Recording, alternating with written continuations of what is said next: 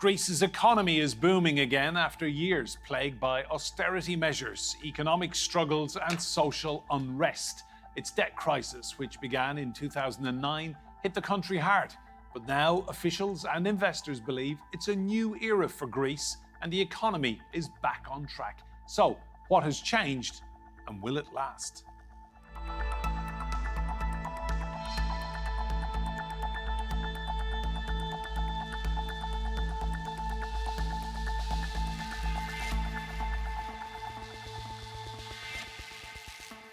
Hello and welcome to Roundtable. I'm Enda Brady. Now, the Greek economy has been making a steady recovery, with it set to outperform the Eurozone average for the second year running in 2025.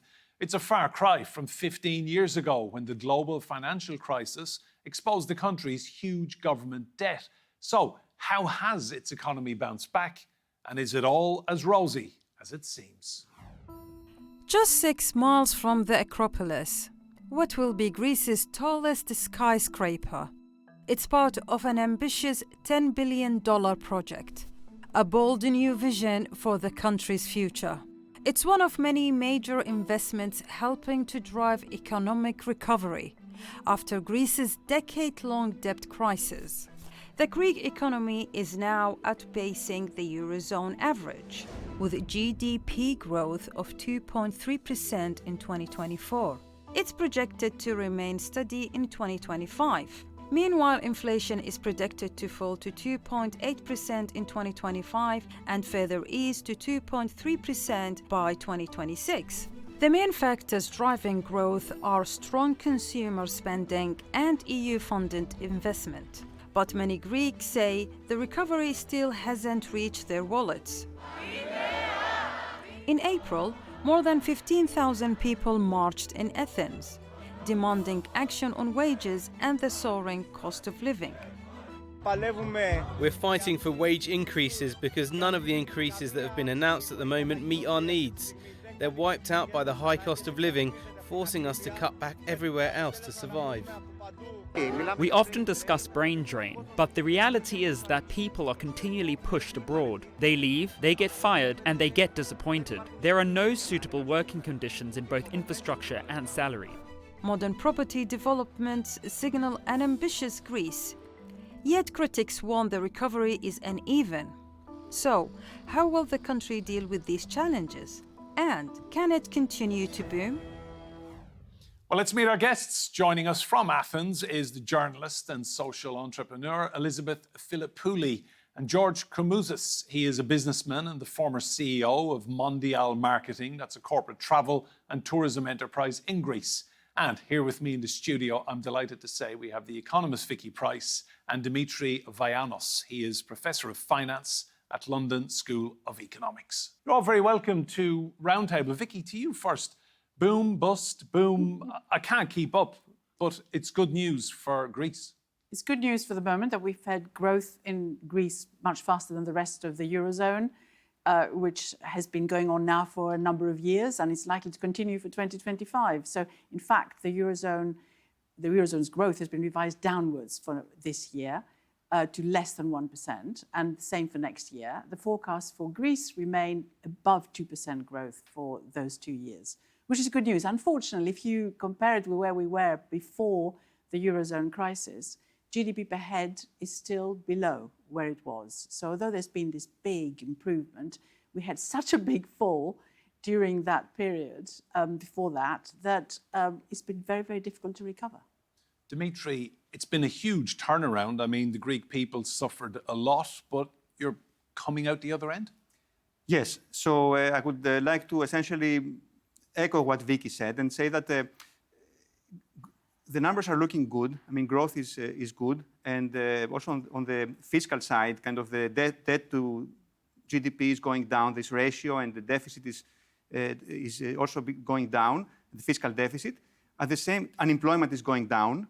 At the same time, this is what we should expect, given that we were such a big crisis and we're essentially emerging from the crisis. So the challenge is not only to kind of look good because we're emerging out of the crisis, but also to put the country on a kind of sustainable path forward so that we can also catch up with the other European countries. That's part of the challenge. It's not just to be where we were just when the crisis hit. But the energy is back.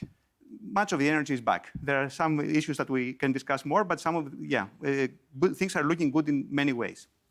Elizabeth, just tell me how difficult it got, you know, when things were bad and Greece was in the headlines every single day, it seemed. Things were not good. Things were terrible. We had in Greece in 2004 a year of triumph. It was the Olympic Games. Greece won the Euro Cup. And so there was that optimism of a contemporary country which was achieving a lot and heading towards prosperity. And then when things started to go wrong and when they went really, really wrong, and that meant, of course, the austerity and the crisis that Greece went through for many years. And that had a terrible impact on Greeks, as in their psychology. We had very high suicide rates, we had depression and homelessness, and that blow on what the Greeks call philotimo, which is the Greek pride. And so that combination, that cocktail of things that happened meant that the Greeks suffered for many years, and it took a lot of time to get, through this tunnel. And it seems that over the last 2-3 years, things have been improving significantly. George, I remember the summer of 2004, being in Athens, the Olympic Games. You were European football champions. Greece was absolutely bouncing. And then within a few years, everything seemed to unravel. I mean, you've come out the other end. This has been a difficult journey. That is correct. I mean, I was there to enjoy the football scene at the final with my family, some of the British members of it, and I was deeply involved in getting the games and delivering the games to Greece. Within a short time, things went south, but it certainly was not the Olympic Games that caused it. As I had explained a number of times, a country with GDP, clearly the smallest ever to organize the Games, with a GDP of about 250 million, spending 10 billion net.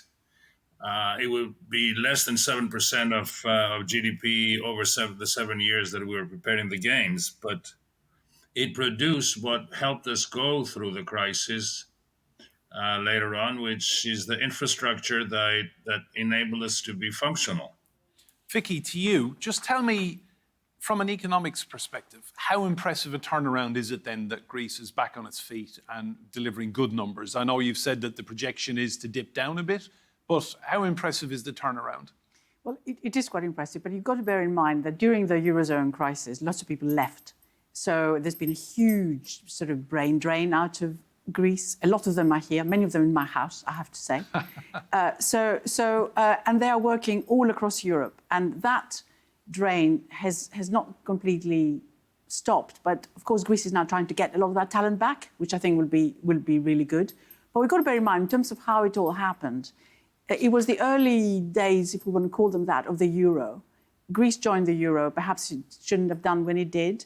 But at the time, the European Central Bank wasn't really set up properly as an institution to provide lender of last resort facilities. So Greece was left outside getting any help when it needed it. And of course, I think perhaps Germany, the IMF, were pretty strict about what they expected countries in deficit situations to do, which is basically tighten up even further. You tighten up, you fall even further into decline, frankly, because you don't have any demand, you don't have the ability actually to reduce your interest rates because you're in the euro, you don't have the ability to spend more because of the way in which the Stability and Growth Pact worked, which was constraining what you were doing.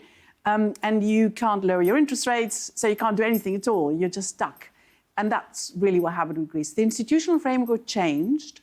The European Central Bank later, because of the Greek crisis, frankly, had to rethink its role, or at least its role was rethought. The regulatory powers it got on the banks, the fact that it did become a lender of last resort, the fact that it started buying, finally, also bonds for the Greek state, which before were considered to be junk bonds. So a lot of that was loosened. Then, of course, we had COVID, and quite a lot of the restrictions on Greece and others in terms of what they could spend and what they could do were also really relaxed.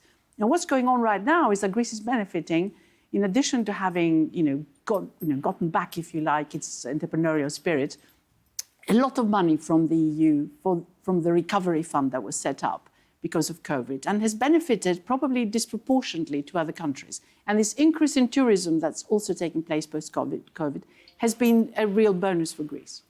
Dimitri, Vicky mentions a brain drain. Is Greece now in a position to start attracting these talented, educated young Greeks who left to bring them home? I think it's going to be a slow process, because if people left, they left I mean, they could not find jobs. Okay, now maybe some of these jobs are coming back, but people establish themselves abroad, and they kind of, I think it will take a lot of time for this to happen. And when you ask people about why they're not coming back to Greece, is many factors. The money is one thing, but also is kind of the whole kind of how the quality of the jobs, how well the state works, is many things. So I don't think it's going to happen from one day to the next. Thank you. Elizabeth, to you, just talk to me about the tourism sector, because Greece, the beaches, the food, the people, the hospitality, it looks idyllic every time you look at it. Is there an over-reliance, do you think, on tourism in the Greek economy? It's a great question. I think there is, yes. And we don't know what happens tomorrow. I mean, if we found out about, one thing during the pandemic is that precarity is the constant thing. So anything can happen from one moment to another. On the other hand, what has been happening in Greece is, in a way, is like a cultural renaissance, and that includes the tourism sector. Athens has become a very important destination for tourists. It used to be, it was always an important destination because of the Acropolis, but people are spending more time in the capital of Greece currently, as opposed to just staying overnight or for 2 nights and then heading to the islands or other parts of the country. There are incentives in place from the current government in Greece that are helping, tourism. But of course, as Vicky mentioned before, there are subsidies and there is reliance on EU funds. I think that this potential risk factor, which is always in place, means vulnerability, means fragility, and so we should not, ignore that. At the same time, I would add that the Golden Visa scheme in Greece has boosted the economy a lot by adding about 1.5 billion a year and also contributing to job generation. So it is a combination of positive factors. In a way, Athens has become the new Berlin. So we have infrastructure, urban transformation. I was born and raised in Athens, and I see a very different city to what it was 30 years ago, but even 20 or 10 or even 5 years ago. And so that attraction of talent, of digital nomads, of people from different parts of the world, I think that it is something very positive that is creating a new culture and a new reality for Greece and for Athens in specific. And it is going to leave a legacy behind, a positive legacy. But Greece should not be over-reliant on tourism, because we don't know what happens tomorrow. George, you've worked all your life in tourism. Just give us your impressions on where it fits in the economy now. Is there too much reliance on it? Well, I think, the fact net receipts last year were 30 billion. And if you add the economic multiplier, it represents about 30% of GDP. Clearly, it is susceptible to geopolitical turmoil. It is not something that you can depend on. It depends on extraneous influences, but it is something that is unique and something that we have been promoting and living with for ever since I remember. So I expect it to continue, hopefully within measure. I think we have enough islands to ruin. We have ruined some of them. I hope we don't ruin too many. But it is still an open, safe, and beautiful place that people come to visit, and I have chosen to live. So, George, do you think there's are you seeing over-tourism then on some islands, clearly? Of course there is over-tourism. I don't go to certain of the islands anymore. I'm a sailor, so I visit them from the coast. I approach them from the coast, but I can see horror stories when a whole city, a floating city with 4,000 passengers offloads in Santorini, and there isn't room to move. Um, we're not the only location that suffers from over tourism, and I see that common sense is prevailing. And now there's a new cruise product that is coming out. Instead of 4,000 beds, that will host 400 passengers, and that's the kind of product that should be allowed to approach the likes of Santorini and Mykonos. I mean, the big ships can go to Crete. Look, we are not known to do things within reason as a nation. We exaggerate a lot of hyperbole. For example, one of the projects that is one of the questions about Ellinikon, which is now turning out to be a leisure and residential development. They're building the buildings, but they have not built the infrastructure around it or how to access the place. And of course, it goes against the promise made when it was sold off that it would be the green park that Athens needs. So I think leadership and containment of the drive to profit by the locals and the developers that come from abroad is what hopefully will bring things in measure. Thanks, George. Vicky, talk to me about life for the average Greek citizen then. Has it improved? I mean, it's all well and good. Tourism's booming, the economy, businesses making money. But has life actually improved for the average Greek family? Oh, it certainly has in recent years because it was pretty awful at the time of the crisis. And the truth is that a large part of the middle class just was eliminated over that period. There was no construction. So we depend a lot on building houses and also general infrastructure. When you say eliminated, was this their savings, their lifestyle? Yeah, everything went. I mean, the houses that were available for sale at the time were people being in distress lending situations. So the banks were selling them off. And there was, in fact, I do remember very distinctly that my sister, who was a councillor in the area where we live, one August heard some construction going a few years after the middle of the crisis and got so incensed because you're not meant to build anything in August that she rang the relevant person in the council and said, you've got to go and deliver the warrant that says you've got to absolutely stop, no noise during August. And the person rang her back later and says, what warrant? I can't find anything. Nothing had been built for years. So all the sort of knowledge that was there had disappeared. So it was a pretty traumatic period. Rebuilding those savings and being able to function has taken quite some time for many people. And of course, a lot of the welfare state was also demolished in the sense that there were lots of cuts for pensions.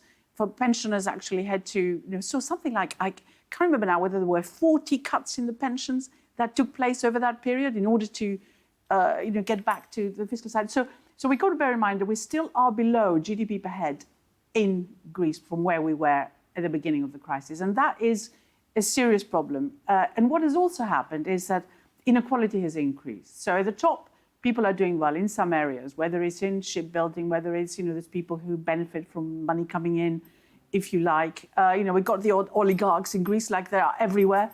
A lot of the rest of the population hasn't done particularly well. And it's interesting also to see because we had a huge influx of migrants from Albania and everywhere else. They have actually been the mainstay of the economy to a very considerable extent. But there are huge gaps in income. They have certainly helped because Greece doesn't produce enough children, or rather the Greeks themselves, the indigenous Greeks, if you want to call it that. We have the lowest fertility rate in Europe alongside Finland. If it hadn't been for that migration that's come in, with a lot of talent coming in at the same time, huge ability in the construction area by Albanians, for example, but loads of others too, Romanians and so on, we would have had millions fewer people living in Greece than we do at present. Thanks, Vicky. Dimitri, tell me, your Prime Minister, Kyriakos Mitsotakis, should he be claiming a lot of credit for the turnaround? I think he should. He does deserve credit. But if you allow me, I would like to come back a little bit to this issue of tourism and the economic model for Greece, because I think it's a very kind of ties some of the various threads of the conversation. So, as Vicky said at the beginning, we should be mindful that still our GDP is low. And if, for example, look at productivity, labor productivity, it's like how much GDP is produced per person, roughly, per worker. So we're the lowest in the EU, just above Bulgaria, in what's called, the economists call purchasing power parity, in terms of how much you can buy.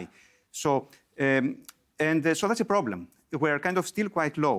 And the part of it reflects also the structure of the economy. Mm-hmm. So we talk a lot about tourism, and it's true that a lot of Greece does rely on tourism. And the problem, I mean, one thing about over-tourism is what we discussed, that this kind of can ruin places, like George said.